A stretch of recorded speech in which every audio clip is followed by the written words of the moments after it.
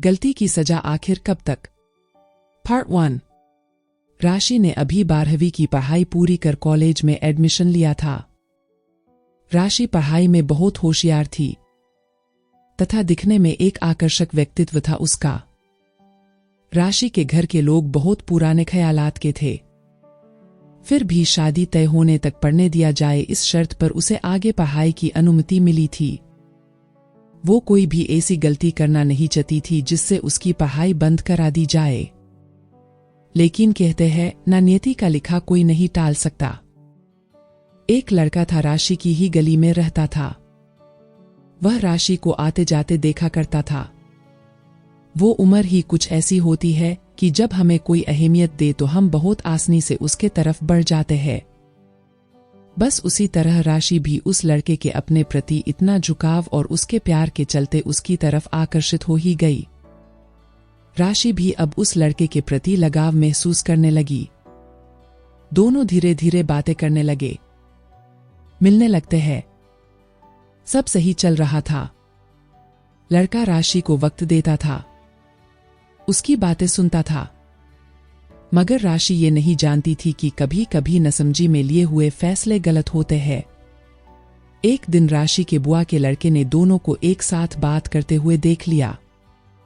राशि के बुआ के लड़के ने पूरे घर परिवार में ढिंढोरा पीट दिया और राशि को बिना पूछे ही घर के लोगों ने उसे दोषी ठहरा दिया।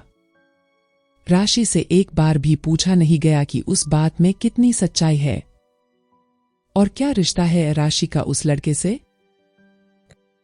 उसकी पढ़ाई छूटवा दी गई। आते जाते घर के सब लोग तानों की बौछार करने लगे राशि पर। उसे पता नहीं क्या क्या सुनना पड़ा। राशि को आशा थी कि उसके माता पिता उसे समझ जाएंगे।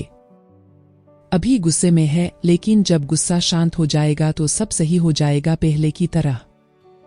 मगर वो गलत थी। राशि के घर के लोग क्या उसे इतना भी नहीं जानते थे कि वो कोई गलत काम नहीं करेगी। उसकी किसी ने परवाह तक नहीं की। राशि को लगने लगा कि ये लोग इतने साल साथ रहकर भी मुझे गलत ही समझ रहे हैं। इनसे तो वो लड़का अच्छा है। किसी तरह राशि ने उस लड़के का कांटेक्ट किया, क्योंकि राशि ने देख लिया था कि उसके घर वाले अब उसे किसी भी लड़के के साथ शादी करके भेज देना चाहते हैं, चाहे वो लड़का कैसा भी हो, जवान हो या बूढ़ा, कमवारा हो या विधुर। इसलिए उसने सोचा कि ऐसे शादी करके जीने से अच्छा है कि ऐसे इंसान से शादी की जाए जो उसे प्यार करता है, जिसे उसकी कदर है, जो पूरी लाइफ खुश रखेगा। इसलिए राशि ने किसी तरह उस लड़के से भागकर शादी कर ली।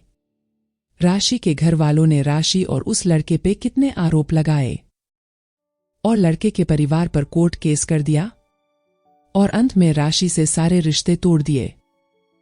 यह राशि दुखी थी कि उसके सारे रिश्ते टूट गए। किसी तरह वो सब भूलकर अपने नए रिश्तों को अपनाकर उनमें खुश रहना सीख रही थी। लेकिन ये भी राशि की लाइफ में नहीं था। राशि के ससुराल में उसे एक बहू का दर्जा नहीं मिला।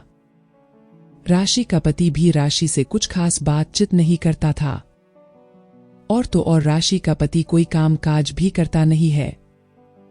पति के कमाई ना करने पर वो सर उठाकर जी नहीं पा रही थी अपने ससुराल में। वहां भी उसे ताने सुनने पड़ रहे थे। एक तो मायके से कोई भी सपोर्ट नहीं, तो कहां जाएगी ये सोचकर राशि सब कुछ चुपचाप सहन करती थी। उसे घर की बहू कम और नौकरानी ज्यादा समझा जाता था।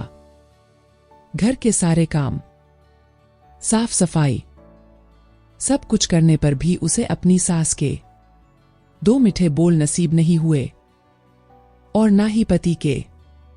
उसने सोचा पति को जॉब मिलने तक खुद कुछ जॉब कर ले। उसे पता चलता है कि वह मां बनने वाली है। उसे लगता है शायद ये सुनकर अपने होने वाले बच्चे के लिए मेरा पति कुछ काम काज करेगा।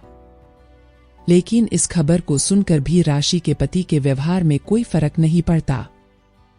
फिर भी वो हिम्मत करती है और घर में ही छोटे बच्चों के ट्यूशन करवाती है। उससे जो पैसे आते थे वो भी राशि की सास ले लेती थी, कुछ भी बहाना देकर। पति के प्यार की भी अब तो कोई उम्मीद नहीं थी उसे। वो सिर्फ कच्ची उम्र का आकर्षण था जो समय के साथ चला गया। राशि सिर्फ अपने होने वाले बच्चे के लिए जीना चाहती थी। कुछ समय में राशि ने एक बहुत ही सुंदर बच्ची को जन्म दिया। राशि का पति अपनी बच्ची को देखने तक नहीं आया। अब राशि क्या करती? बेटी के पैदा होते ही राशि के पति को जॉब मिल गई। राशि का पति अपनी तनख्वाह लाकर मां को देने लगा। उसने अभी तक राशि के लिए एक बार भी कोई तोहफा या साड़ी नहीं लाई थी। फिर भी राशि खुश थी कि अब सब अच्छा हो रहा है। तो दोस्तों, कैसी लगी कहानी कमेंट में जरूर बताएं। अगर आपको इस कहानी का पार्ट 2 चाहिए तो कमेंट में जरूर बताएं। धन्यवाद।